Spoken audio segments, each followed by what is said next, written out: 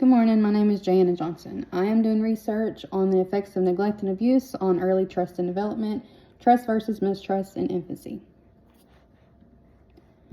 This topic is very sensitive to me because my son was abused at a daycare when he was 9 months old.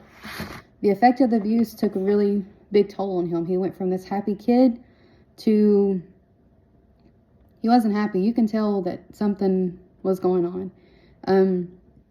He went from trusting every female that he encountered. He loved females, smiled, laughed, wanted to go to them, to he strayed away from them. 9 months old. So this subject is very, very sensitive to me. But I have set out since the day this happened to learn about the effects of it. Why it happens. My son was diagnosed at 18 months with PTSD and autism. So the day we got the diagnosis was very crucial for me. It was. So I'm going to give you information on Erik Erikson's first of 8 psychological theory stages. This is our first stage, trust versus mistrust in infancy. As you can see, it starts from birth to 18 months. And this is a very crucial stage. This is who the baby sees as, this is my caregiver. Do they take care of me? Are they going to come when I cry? And it says they're learning what trust versus mistrust is. So how the caregiver is, it affects them for their whole life. Right here we have infants develop stage. This is the time that if the infant is getting neglected, it affects them very much. It's leading to infant thinking that everyone is bad. They're going to be in defense mode. They're going to detach themselves. They're going to think in future relationships, I can't trust this person because of what happened to me. So they see that everyone is going to be like that. Then we have abuse and neglect on infants. Now, although abuse is different from neglect, abuse is physical, emotional, all of that. Although that is different from neglect, and neglect is the neglect of care, they both come together and they harm the child. They harm the development of the brain. It causes anxiety, depression, pointing a view of people that aren't like their caregivers, but in their mind, they think that they are. So abuse and neglect forms this trauma, and it lasts for a long, long time. And we have some research right here of Heringa. He did a brain scan on 2 groups of children. One group had received neglect and abuse. The other group had come from a loving environment. Now, as you see, the 2 groups of children, one with maltreatment, the other with normal environment. Maltreatment led to reduced front hippocampal, and I'm sorry if I said that wrong, which led to severe anxiety and depression. Those babies were going through it. And then other group of children, they were fine. They didn't have the neglect as the other group had received, so they were fine.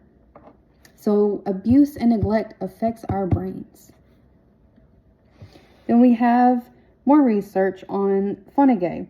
He studies the mothers as they were pregnant. He studies the attachment period. The attachment period of a mother who is pregnant, if they're attached to their child while they're in their stomach, they are probably going to be good caregivers. They're going to want to make sure that their child is great, that they're going to have a safe environment. Now, if this mother pulls herself away while she's pregnant, she's probably going to be a bad caregiver. She's going to neglect that baby. She's going to not form a bond that the baby needs. Then we have Hansen. Again, the effects on the brain. As he says, neglect harms our frontal cortex, which is our working bench.